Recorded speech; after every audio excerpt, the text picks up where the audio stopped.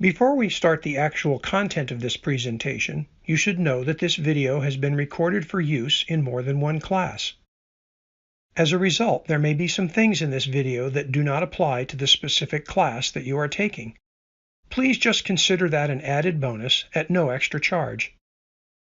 This particular presentation will cover a couple of financial tools used in evaluating stock options. I should also add that the formats have been pre-entered into this video to save time on the video. You most likely won't have that luxury if you are doing this in the real world. So let's get started. As I say in all my videos, the uses and workings of these tools and principles are explained in your textbook or on the web. These videos are just to show how to calculate the numbers and to show in what format the numbers are usually presented. Like in other financial problems in many classes, it is important to understand what information is needed for the problem and what is not. In this problem, only the information that is needed is available. Since each piece of the information needed is in the word problem, it has been pre-entered into the format to save time on the video.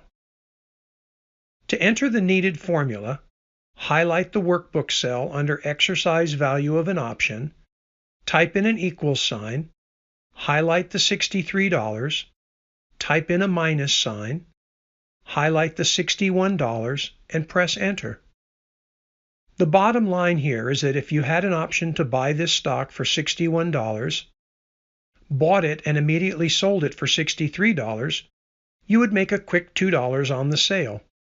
Frankly, one share of stock would not be worth it, as there are trading fees at most brokerages. On the other hand, if your option was for 1,000 shares of stock, your instant profit would be $2,000 less a brokerage fee. Usually brokerage fees are in the less than $10 range. This next problem is much more complicated and actually takes 5 steps. On the screen in front of you, you only see the first 3 steps, as the 4th and 5th step are on the next screen down. Since the numbers in the word problem can be confusing, the formats that you see are mostly empty.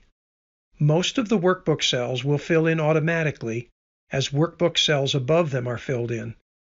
Even though the format will fill in automatically, explanations will still be given as the steps progress. To enter the numbers into the format, highlight the workbook cell under Stock Range High and type in $85. Highlight the workbook cell under Strike and type in $77. Since the high option range and the high stock range are really the same number, the $85 is automatically filled in using a cell reference.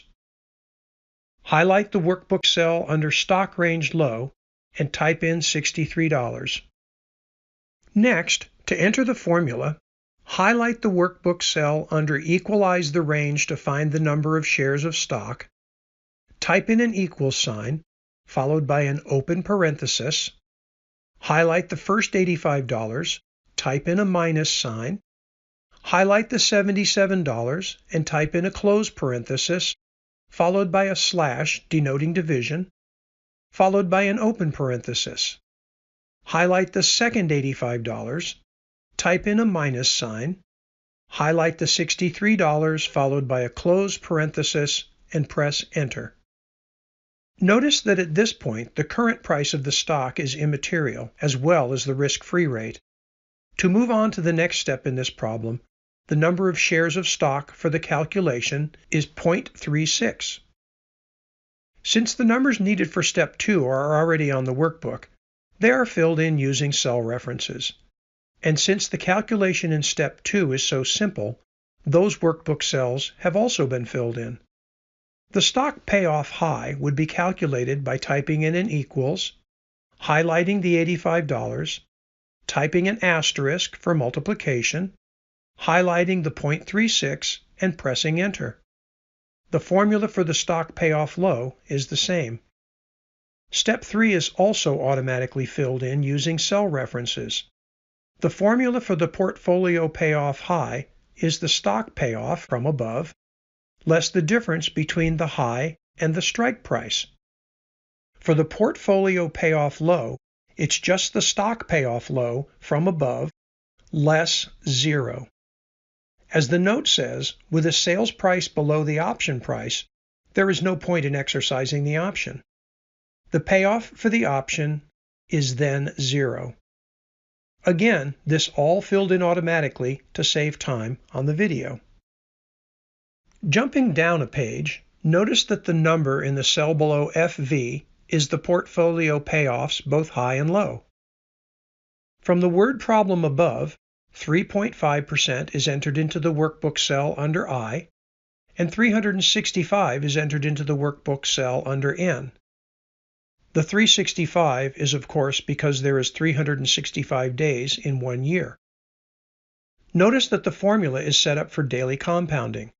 That is accomplished by the formula under PV of portfolios payoff being the Excel PV function, I divided by 365, comma, N, comma, 0, comma, and negative FV.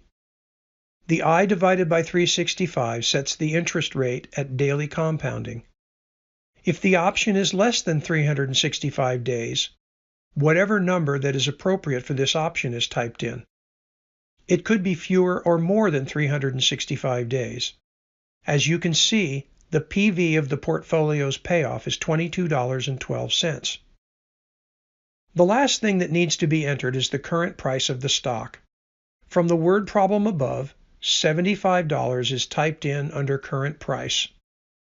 With the other numbers already being filled in, the price of the option is $5.15. As you can see on the line above the numbers, the formula is the number of shares times the current price minus the present value of the portfolio's payoff.